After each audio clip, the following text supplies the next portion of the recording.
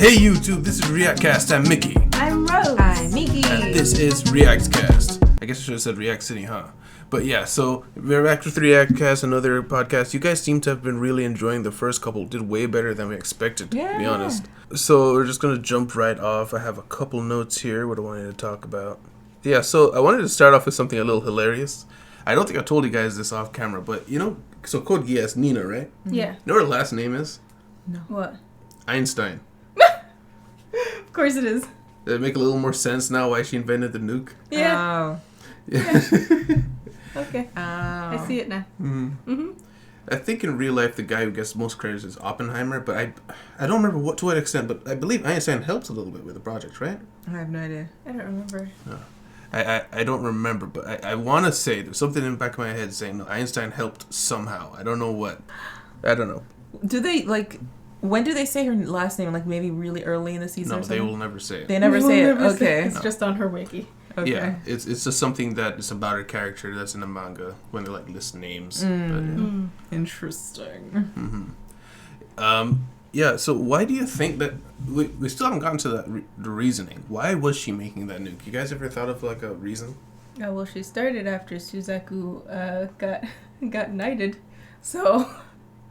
Was it? Well, no, we don't. It was after she started. It was after Euphemia announced the new nation for Japan, for Japanese people. Is that when she did it? Yeah. I know she's been working on something on the computer long from the beginning of the episode, or not the episode, the beginning of the season, and where we saw her really start to get into it was after, I think it's when Suzaku got captured or something. Something happened with the Area 11, and she got really scared of the 11s, and then things with Suzaku.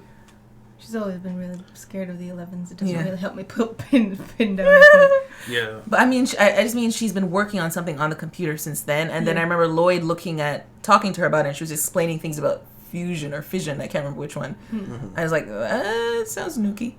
Yeah. So I think she's been working on it since then, but then she really hammered down after what happened to Euphemia. I recall that. Was she working on the computer thing before or after the kidnapping? Remember when they all got kidnapped in the hotel? It was before. It was way early. It was as soon as they introduced her, she was on the computer. Yeah, the second time we saw her, I think. I guess maybe it was just her application to a better college. Yeah. Turns out useful in war. Oh, and yeah, so this whole time period, by the way, during the show, they're at war. Britannia is at war with Europe. This entire time period. Yeah, we've seen them fighting people in the desert. So yeah. I had assumed that was separate because there's a Middle Eastern nation that kind of takes up the Ottoman Empire area, but no, apparently the world is at complete world war, and the only reason, I think we already talked about this in a Discord chat, that the nuke wasn't invented sooner is because the nightmares exist. Okay, yeah. So, what do you guys think about Code Geass's choice of resetting the storyline, New Game Plus? Because I think it's because the writer wrote themselves into a corner. I think that's what happened. A bold claim. It could have been their intention to make everything seem like it's the end and then have this brilliant idea. Yeah. Or it could have been we're following this Murphy's Law, or following the character, maybe they're a gardener, and they followed Lelouch into this hole, into this corner, and they're like, what are we going to do to get him out? I know, mind wipe. So, that's what I think. I mean, I feel like there were plenty of ways that they could have saved Lelouch from that, what's her name? Cece could have come back right in the nick of time, because we still don't know where Jeremiah is. She clearly won. So, I don't know if it was them writing themselves into a corner more that I think it was just the story. Maybe I think it was just the plan from the beginning. Well, either way, apparently it was agony when it was coming out live for people because I can imagine. Yeah. But there was massive gaps in between. Yeah, that's what they were telling us in Discord. Massive delays and problems like that. Yeah. What did they say? There were months, 3 to 6 months between the last couple episodes. I think so. Last couple episodes, and then there weren't even an announcement that there was a season 2 for a while. Oh wow! They just ended like that. It's guys, we don't know. There are some stories that do that. I was very worried Bakuna would be like that. Oh, really? Because I knew going into it that it never got a season 2, and some people wanted a season 2, which usually implies that maybe there should have been a season 2, but that wasn't the case. But it wasn't the case. Nice. So, yeah, I accidentally combined these two. So, Death Note, right? I want to talk about storytelling a little bit. So, Death Note is kind of an essentials only story. Do you guys get that feeling? Death Note. Essentials only, like they kind of cut off the fluff. Yeah. There is no fluff. It doesn't show like his daily high school life or like. Well, even more than like we talk about how the other world, and I mentioned they never talk about Shinigami world or where they come from, stuff like that. Mm-hmm. There's a lot that you could talk about that they just choose not to, right? Because it's not relevant to the main storyline. Yeah, and I think a part of it might be it would be distracting, and it's such a complex story that the author chose to cut those things off. So I wanted to know if you guys had like a favorite type of storytelling compared to, say, I have this big blurb here in terms of storytelling. So you've got Code Geass, which is very drama heavy, and we've already talked about how worst thing that could happen in terms of drama will happen. Yeah. And it leans into the worst case scenarios. And then we got Villain Saga, where there's one goal, the whole season, and that's all it tracks on. There's no real subplots aside from just following your character's journey. And then ReZero is similar to Code Geass in terms of drama, but it segments things where it does worst thing that could happen, and it just kind of piles it on in different ways until it has that one true path where everything gets fixed. I was wondering, have you guys ever developed a type of storytelling that you prefer, like a type of author's way of doing things? I really like the stories that let you see more of the world in a natural way, like the ones that don't like you just follow him throughout his daily life at high school when it's not relevant to the story at all is very annoying. I like it when it's like the plot is going on and you learn little bits of information just naturally. It feels normal. But don't you like slice of life? I do. Yeah. Isn't that normal day? Well, yeah, isn't that like the aim part of the show? Of the show. Yeah, the show is showing their daily life, but if it's something like let's say he's trying to, I don't know, develop a science project to beat all science projects so that he can also destroy the world. Him going to buy maybe, what do you call it? Milk? Udon. Him going to buy like the parts for the stuff. You randomly learn that buying this kind of stuff is normal in this world. Nobody asks any questions, and also you might get the sense that he's comes around here regularly. Like he buys weird mechanics all the time. Organic world building. Yeah, so you get to learn about him. You get to learn about the world without being told. Basically, you're told, but along the way. Yeah, like the way it happened in Ranking of Kings, where we just watched episode 4, and they were journeying, and you just see these the point is that they're journeying, that's the point, but then you also see like these weird creatures throughout the journey, but not so much that it's distracting. It's just like, and then they did this, and then this happened, but it's interesting. I see what you're saying. Yeah. As soon as you started to describe what you're talking about, the first thing that came into my head is Ranking of Kings. Also, that's why you should watch it. Yeah. How about you? I'm an impatient consumer of stories. I don't have the patience for the fluff too much. Understanding like an actual slice of life, I do like it because the point of it is to see the life, right? So I wouldn't mind a show like that. A show like Demon Slayer comes to my mind when I think of like what I really like of a storytelling method. It is not wasting my time. Every episode tells me something, and it's not telling me either. It's kind of what you're saying, where it's along the way you're learning about these demons, and you're learning about Tanjiro, and you're learning his story. And we do have flashbacks which are very direct, but it doesn't waste time for like 3 episodes of flashback.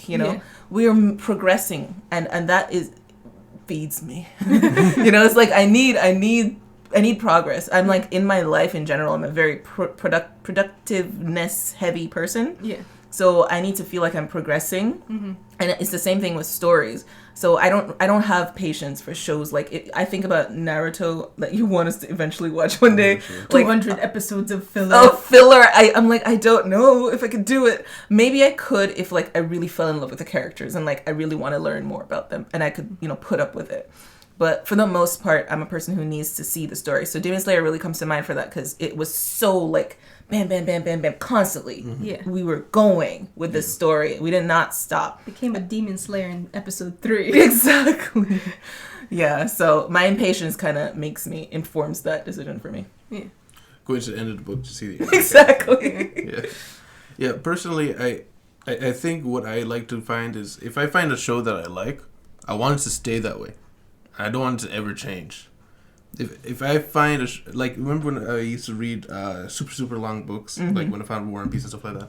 When I find a book that I enjoy, I don't want it to end. So I think that translates to TV shows, which is part of the reason why I liked Naruto. Is when I started watching Naruto, it's like, okay, I like this by episode like 10 or something. I don't want it to end. Thankfully, there's like 400 episodes, so it never stops.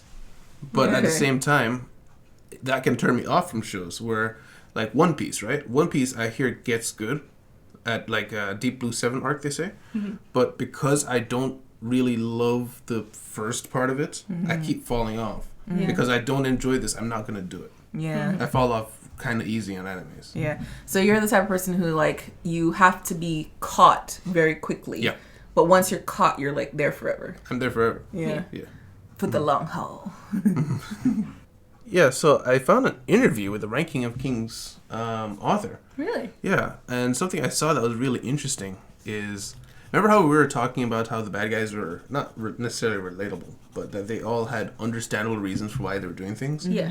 And he actually says in an interview, Susuke Toka, I'm a delicate-hearted person, so I love stories with happy endings. I'd like to make everyone happy if I can, but I can't do that for bad guys. And the core is as simple as that.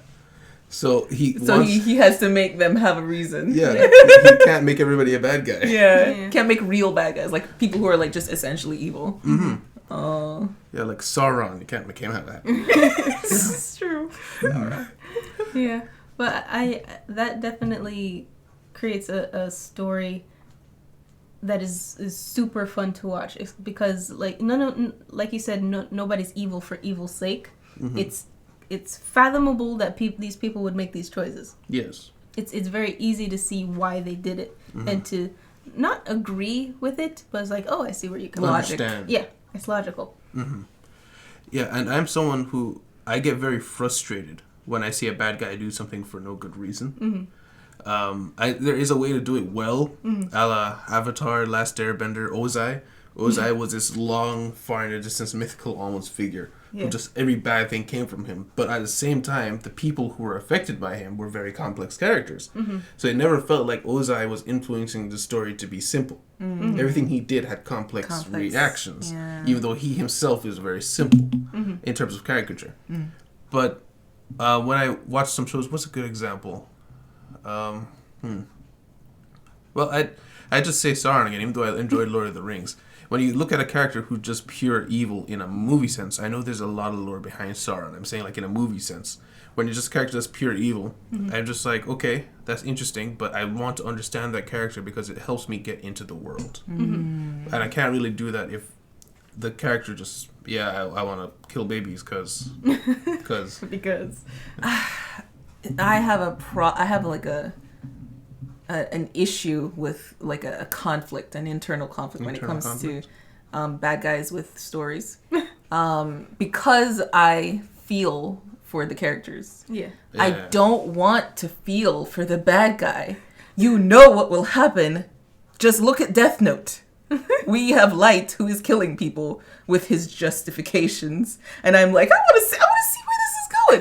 It's because they've written him so well. Like I want to know and understand this person whose logic is logical and illogical at the same time, and that's a problem for me. Like I don't want to like the bad guy. I don't want to like the person who's doing villainous things. But at the same time, it does make the story more interesting, and it makes me get into it more, like you're saying. So it's like on the one hand, I'm like, I do want the bad guys to have a story because it builds the world better. Like I do think of Sauron, and he wasn't scary to me because he was just this mythical thing to me. Like I at the end of Lord of the Rings, I was like, yeah, okay, he's done. You know, Yeah. I didn't feel anything. You know, it was just victory for my protagonist. I was like, oh, that's the relief I felt, but I didn't feel like I overcame anything really. So it's different. Like with Demon Slayer, I come back to with Muzan, you get a little glimpse into his like rage, where he just gets uncontrollably angry, or when he was like, you calling me sick. That scene like painted a picture of his personality to me, and I still don't like him. So I think that's a good balance where I can start to understand him without feeling for him. Like I do want him to lose, you know. So it's a delicate balance and kind of a conflict that I have. Yeah, that's funny because I never thought your reasoning for not wanting to sympathize with the bad guy was because you didn't want to feel for the bad guy. I always kind of understood whenever you said something like that. I always understood you to be meaning that you don't see them as a bad guy if they diluted like that, and you kind of dislike the idea of what's like making someone who's evil look seem good. like a good guy. Yeah, I thought that was your issue, but apparently you're just too empathetic. No, I'm just too empathetic. Yeah. Pathetic. Yeah. I wanted to say that, but I didn't. I think the show right now, though, that is the ultimate in that regard of having sympathetic villains is what do you call it? Villain Saga. Yeah. Every single Askeladd. one of them has an extensive and complex backstory. Yeah. Yeah, I'm gonna tell you right now, Osama King's ranking of kings is gonna beat it out of the park. You said you hadn't finished the show. I haven't, but at the point where I'm at, everybody has a story. Literally, everybody has a story. I mean, I can believe that from what I've read. Yeah, so I mean, far. even just like think about Kage's background, where he has where he meets that one guy who takes him in, but then he starts using him to make money to steal. And then even he was like crying. Even when he died, he's like, "Oh, my little buddy," it's crying and dies.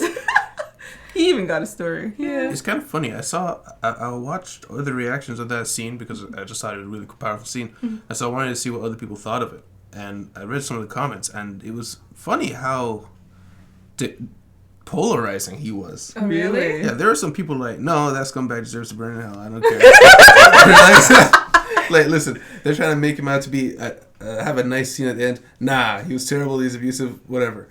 And so, but there's other people who are like, no, it's not even necessarily that he cared about Kage. Yeah. It's kind of like you're dying, your life flashes before your eyes, and he kind of sees the bad things he's done, and maybe he's regretting that. So there's a lot of different interpretations of that one scene. It's just one quick thing. Or even like the fact that at the end he did a lot of terrible things, especially to this one kid, but he's the only one who comes back for him in the end. It was like, oh, I actually had a friend. Yeah. Dying alone in a pub. I mean, if you want to stay on the side of, no, he's evil, he died in regret. So he didn't die happy. He died crying like, wow, I am a terrible person. Yeah. This child that I kicked out of my house and was going to get arrested likes me still. Wow, I'm going to die now. So. I imagine, like, this guy just living alone at his weird little hovel, and we see him drinking when we show up, and then he dies in a pub drinking. It's not hard to imagine that perhaps he himself was someone abandoned him at one point. Yeah. Yeah, so I wonder if that's kind of, like you said, someone came back. Yeah. And then, so Kage is a very... Oh, yeah, this was actually a question in that interview that I saw as well. So someone was asking, what was the idea behind Kage's character design? And he said originally it was he was originally a character in the picture book. So he did a picture book. But then he said his shape was a lot different than the current one. But what influenced him a lot was actually Pride from Full Metal Alchemist. Oh. Right. I have blanked Full Metal Alchemist. The kid. I don't remember. He was like a shadow monster. With a bunch of eyes. It's just basically a big shadow, bunch of eyes. No? Okay. Yeah, but so Pride was, well, as he says, the sin of pride. He had the ability to manipulate shadows, and any shadow wherever you were, he could just become it at any given moment. And so apparently that amalgous shape that he could morph into whatever he wants, influence him on. Okay. And the more I think about it, is the more I can see it looking at Kage. Yeah. Apparently there's something else that he said unconsciously Pride influenced him, but his conscious inspiration was something called Backbeard from this show called GGG no Kitaro. No Kitaro. I watched that. That was actually a pretty fun. Okay, so that anime is like he just a kid. He's the show is about a bunch of monsters like yokai, kind of monsters of legend and mythology of Japan and that stuff. He kind of keeps them in line, keeps the barrier between the human world and monsters doing their own thing.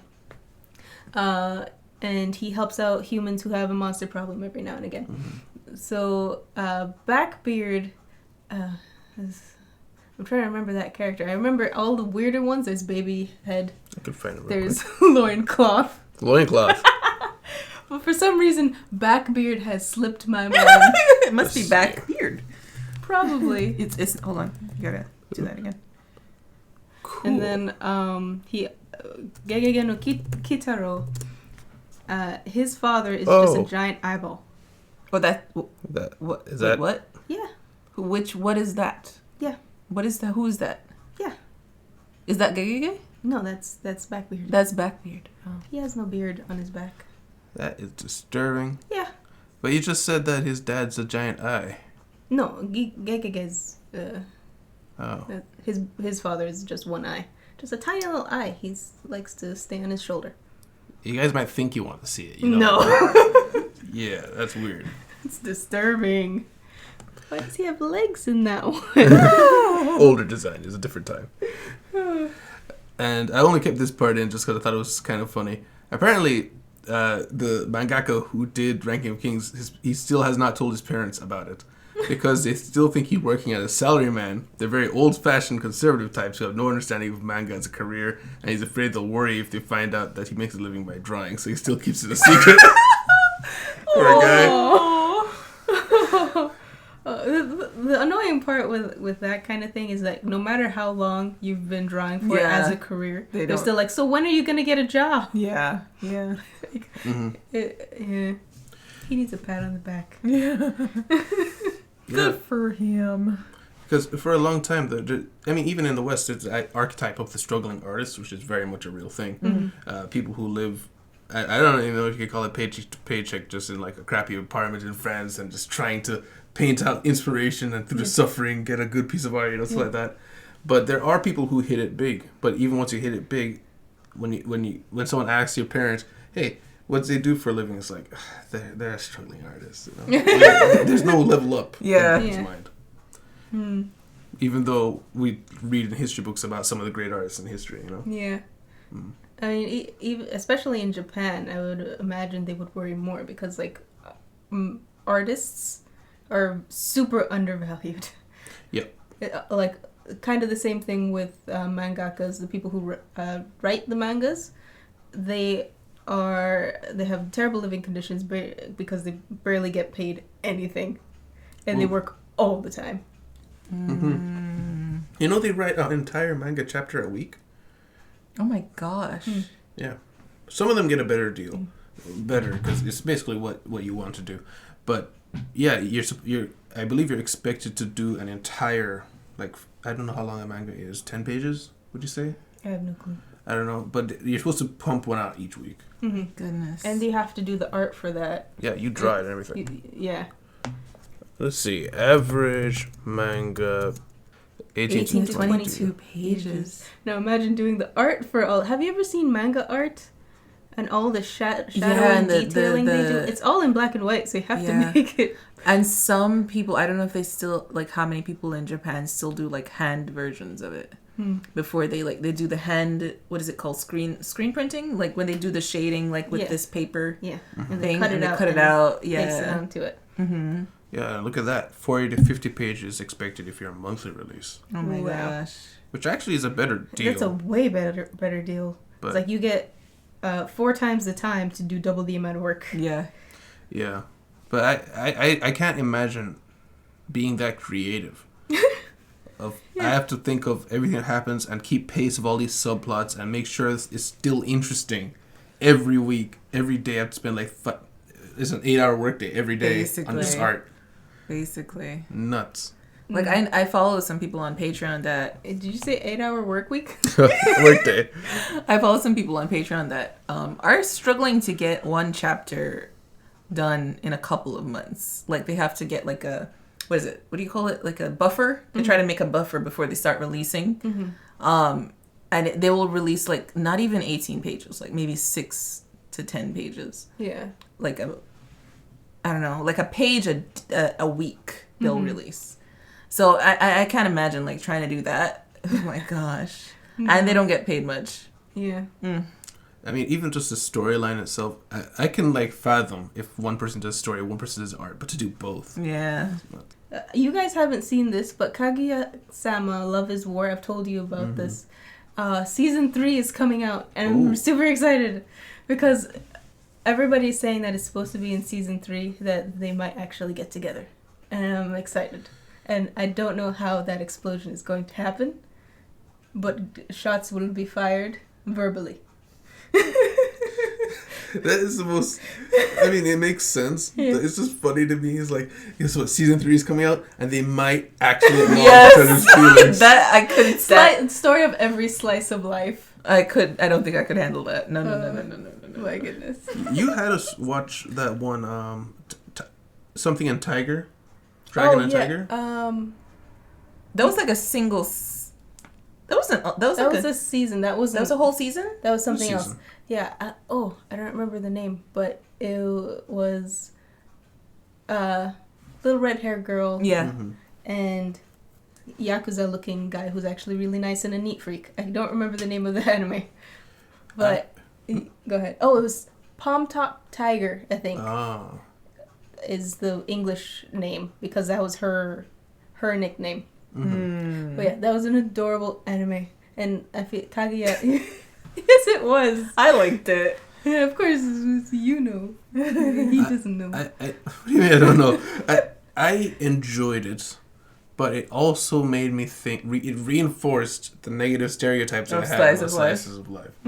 Because I don't generally speak, like I do enjoy when I enjoy a comedy, I love that comedy, but usually I don't enjoy comedies, and so when it's just either slapstick or Friends-esque, if you know TV show Friends, where it's just light humor just throughout the show, I usually don't enjoy like that kind serial, of thing. Yeah, because I like storylines and progression. So if you're not about storylines and progression, the jokes better land. But if you do light comedy where there is story and progression, they're both so light that they're not enough to keep me. Yeah. But also, I don't like slice of life because I just find them boring, generally speaking. And also, because I hate when there is a character with multiple female protagonist romance options. Yeah. Oh, yeah.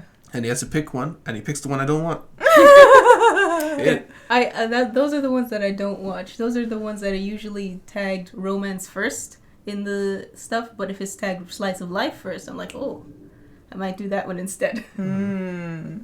I think if they could do where they have the 3 or multiple female possibilities, but they kind of slightly paint one more advantageously. Like they kind of, I don't know, hint towards it without being all overt. Of them do that. Towards the main one? Yeah. It's usually a main. Because usually that is enough for me to be like, oh, that's my favorite. Well, yeah, it you might have a favorite, but usually you're picking the favorite just because you know you won't get your heart broken if you pick somebody else. Like, what was it? Little Busters. You guys haven't seen it. It's an old anime, slice of life type thing. It goes like Charlotte's Comet on the anime. There's also another anime called Charlotte. Where it's like everything is normal, everything is slice of life, they're just going about their day, and then suddenly it turns out they're all dead except for these 2 and the older brother who loves these 2 who are still alive. He's like so spoiler alert, it's a very old anime. He's like he made this world in his final moments to like teach them to be more independent because they always babied them. Aww. To teach them to be more independent. I'm sad now. No, the anime is afterwards they become so independent. It works so good that they're like, okay, let's go save everybody from the bus crash, and everybody survives. What? Yeah, okay. Because that's what happened. Oh, I love it. They went on a field trip. The bus went off the rail off of the side of a cliff, and everybody was unconscious and about to die because this gas was leaking and there was sparking. So the brothers like made a world. Oh. Yeah, it's also a crying fest. I can imagine. I couldn't watch it, but I'm happy now that I hear the conclusion. That's a slice of life? Yeah. It was. It was. It was at some point. It's the same thing with like this anime called Charlotte. Again, spoilers. Regular slice of life, they're just going to school. Except this slice of life is like a lot of kids have like an ability where some people can like hop bodies. Some people can know where other people who have abilities are and stuff like that. Another person can like take a photo and of this person in any time in their life. Stuff like that. So they're just going around trying to collect these people to recruit them to their school. Oh, okay. And then suddenly it goes left where suddenly apparently they do this at this school because it's like a secret organization that the main character's brother started because he wanted to save the future of everybody because all of these people who have abilities get like concentration camp. But the brother has the ability to like if he can see, he can go back in time. Oh, I see. Every time he goes back in time, like he starts losing the ability to his vision. So then he can't go back in time after a while. Oh my god!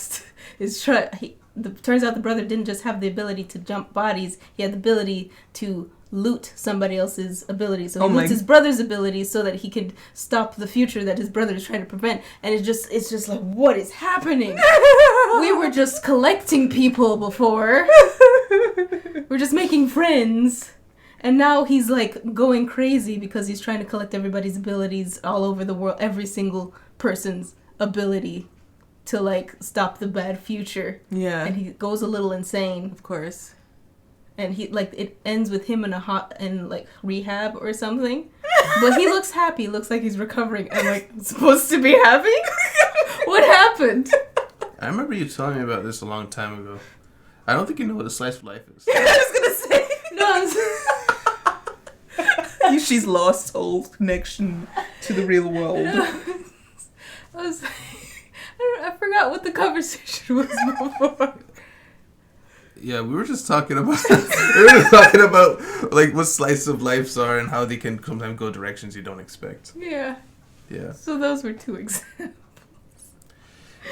I couldn't remember the name. It's Charlotte's Comet. I very nearly put that like on the list of things to react to. It was just Charlotte, not Charlotte's Comet. Just Charlotte. Mm-hmm. Yeah, it wasn't Clanad.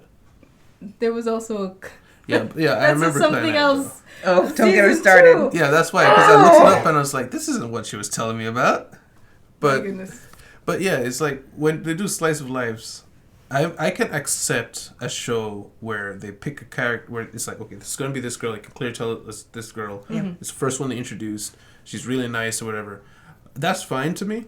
But when they do that and then they have really special, like close or intimate moments with the other ladies. Yeah, that's annoying. Yeah, like they did it with I think her name was Toga, that show, where he ended up with the model who was like really mean, and then slowly revealed that no, she wasn't really mean. She just like has an exterior because of the way she grew up. Palm Top Tiger anime. Yeah. Isn't her name Toga?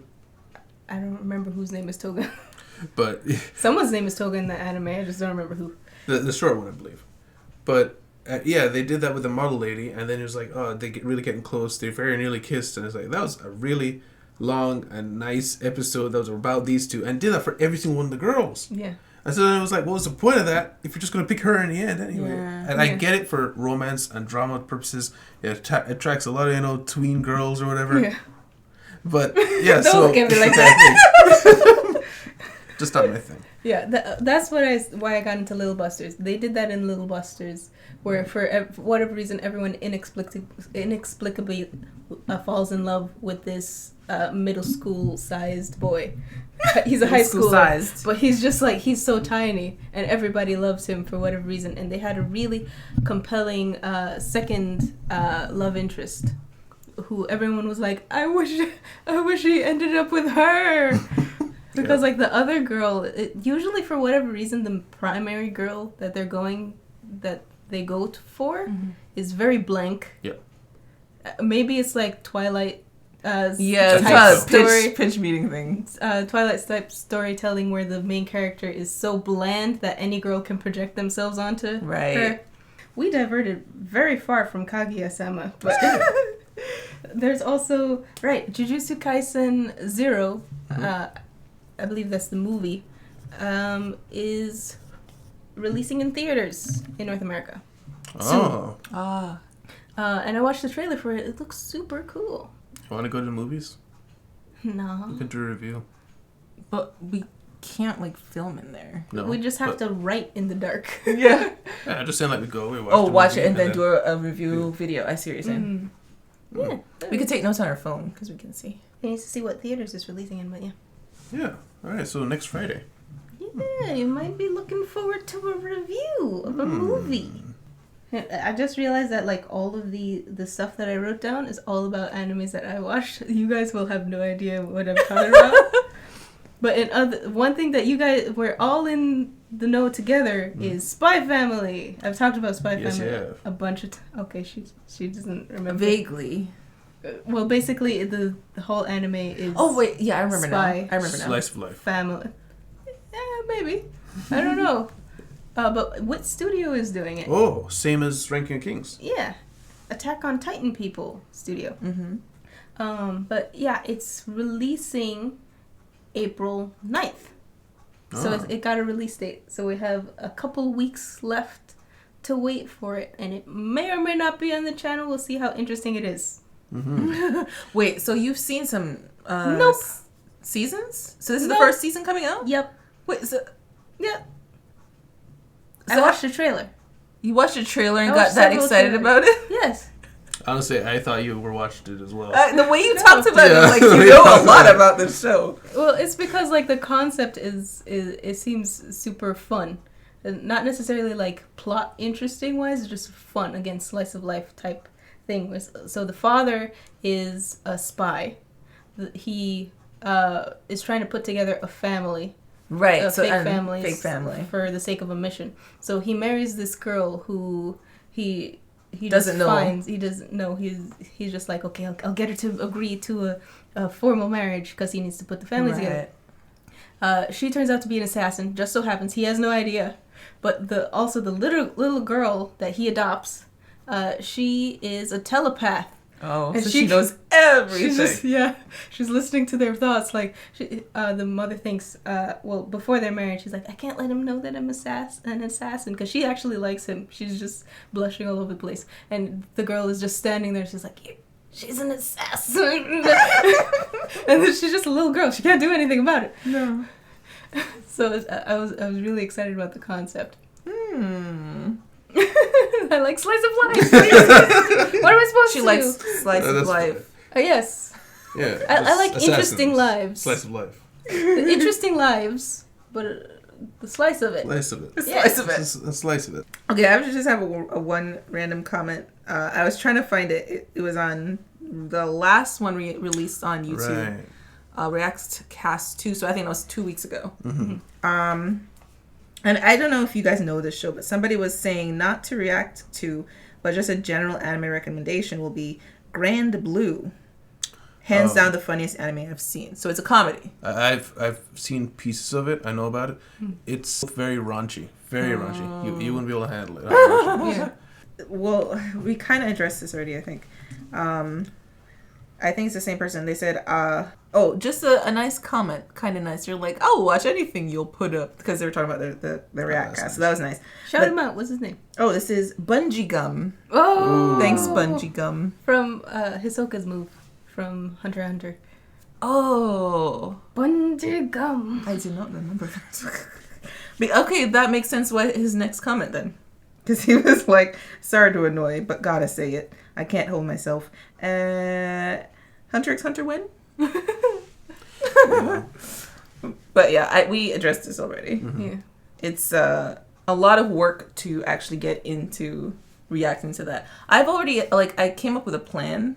I don't know if I explained it to you. I wanted to just make like a slideshow of like main plot points from the show.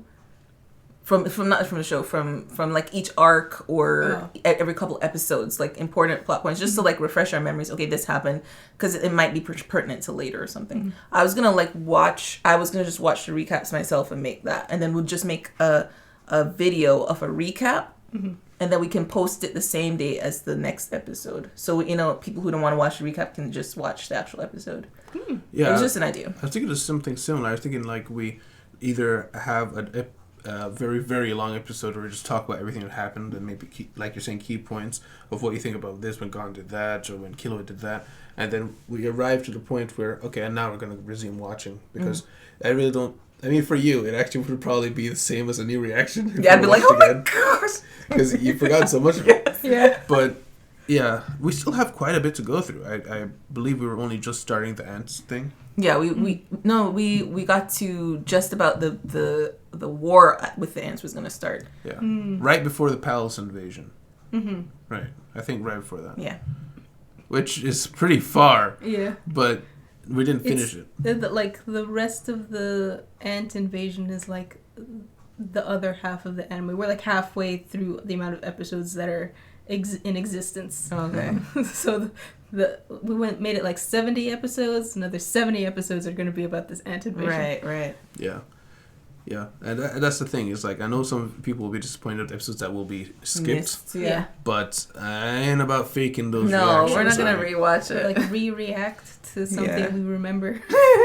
There are some times, like for instance, funny enough, like Death Note, when in episode 12 we just saw, where the second Kira was just talked about Shinigami eyes or whatever in the reply. I never heard about it. I was like, what? I actually cut it out, even though that was a genuine reaction for myself, because I felt like it seems like I faked it. Why would you do that? The thing is, I do that too. Is like I like when I'm watching Ranking of Kings and I'm watching things happening, I'm like, what? That happened? And I was like, why? And then you turn to me and you're like, haven't you seen this? I was like, yeah, I have. It's just amazing. Yeah, I genuinely didn't remember that happened.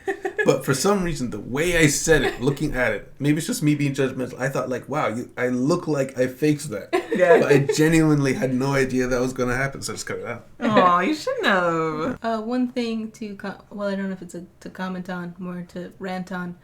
Ancient Magnus's Bride has a season 2 kind of thing, OVA. It's been like months between episodes. Oh no, it's what one of those. What the heck is happening? It's one of those. What's happening? Well, it's like part 3 of the third episode. The third episode was released. It's been announced like it's a movie. I'm like, it's supposed to be just episode 3. What's happening?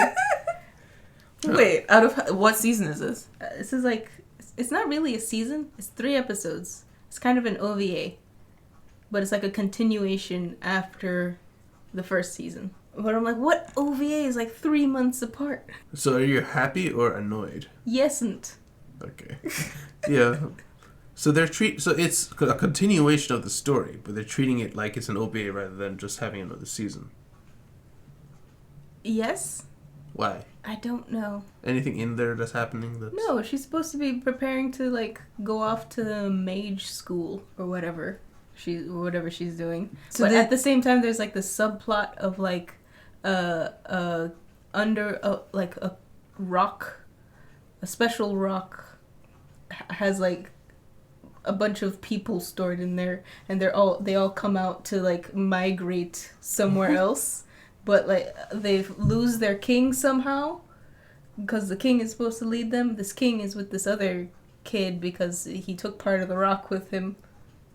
It was a nice-looking rock, I guess. Are they tiny people? No. Oh, okay. I thought I knew what you're talking about. They're not borrowers, no. But that's all of that is supposed to be resolved in, like, last episode. So the last episode must be, like, a movie length. or something. Probably, if they're taking that long to do it. Or it could also be that there's like internal conflict on what they should include and what they have to like skip, because it's coming from a manga, right? Yes. Yeah, so it might be that too. You know, speaking of having a weird movie at the end, you know, Attack on Titan's rumored to be ending with a movie. Oh man, I don't know how to feel about that. Like have episode 12 and then a movie to which top means it off. okay. So on the one hand, it sounds like a good idea because, like, you know, big hurrah! This is like the end of how many years? 8. A long time. Dang. So it's like, yeah, that would be great to end with the movie. On the other hand, I'm like, I really just want to see the end of this. Like, I'm like, this is one of the shows where I'm feeling impatient. Like, especially the last couple episodes. Yeah. Like, every episode the last 2 or 3, we started like, you know, last time was like a, you know, catching up. We should be getting into it now, right? We've been saying that for like 2 weeks. Yeah, so it's like, why are we getting into it? So I'm feeling a little impatient. So the idea of a movie means we're probably going to have to wait a couple months. We're going to probably have to wait a couple months for it. Just a rumor, though. But Okay. a heavily repeated rumor, which means it must be true. Rumor has it. And now I have to spread it to you guys. Yes. So also, we have an interesting time period coming up where 2 of our shows that we started the channel with are ending. Attack on Titan and ReZero. Yeah. One permanently, Attack on Titan. Attack on Titan is actually ending. Yeah. Sad. That will be a first for the channel. Yeah. Even back in HxH story that continues afterwards, Attack on Titan will be done. Yeah. So that's going to be interesting to deal with, but I was just thinking about that combined with the Hunter x Hunter thing.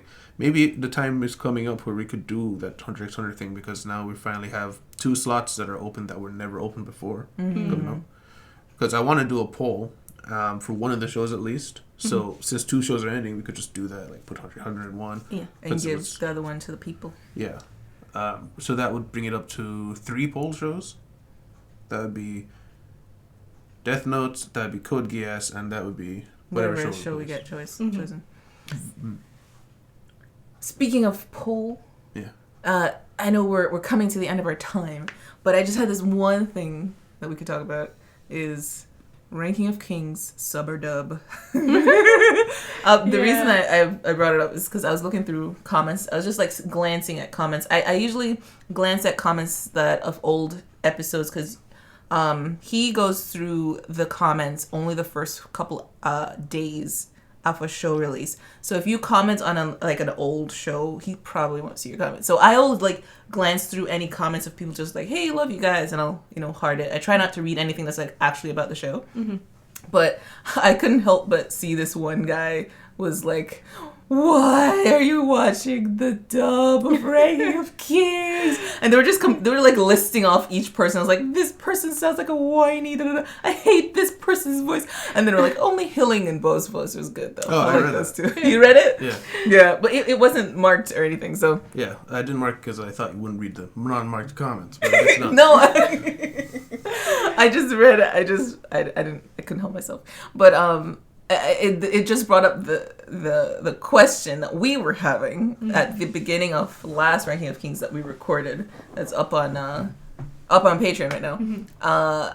We were very nearly recorded the sub Very nearly of Ranking of Kings. Yeah. And he was like, I don't know about this. What? There might be a fight. Might be a War 3. Yeah. So we decided to give it to the people. Yeah. So yeah, it's one of those cases where I just went straight to the dub, just figuring that it'd be just easier for us to pay attention and watch with the dub. Yeah. But then after it turns out you watched it with the sub, not only did you watch it with the sub, you said that you really, really enjoyed the sub. And then a lot of comments are pointing that really like the sub. Now, honestly, personally, I don't think there's a big deal with the difference between the dub and the sub anymore. Like back in the day, there weren't that many voice actors. And so It used to be really bad. They were either so bad or super common voices across everything that weren't exactly up to par. And so that's where the sub versus dub thing came from, I believe. Also, because you don't have the director who is job is to how you're supposed to feel in each scene. And when you move it overseas, you get different scenes having different emotions that you're supposed to have. So I think that's where the bad rep comes from. But these days, I just don't think that really exists anymore. I mean, sure, it happens, but not very much. So I personally don't really mind. But obviously a lot of you guys mind. So we're going to put that poll up. Most likely, Sub will win. The transition will be a little annoying because I kind of got used to voices. Me too. But if that's really what you guys want, I'm okay with doing it. So yeah, there will be a poll out. It'll probably be out before you guys even see this video. But yeah, expect that pretty soon. Anything else? I think we're all set. All right. Well, yeah, so that should be the end of Reactcast. Guys, thank you guys very much for being here. Guys, if you liked your time here, please leave a like, subscribe if you want to see more. Remember, check the Patreon if you guys want to see other episodes a whole week early for regular shows. And if you want to see the podcast early, that is a tier 3 thing. So thank you very much. Check out social media in the description. See you guys next time. Goodbye. Bye. Bye.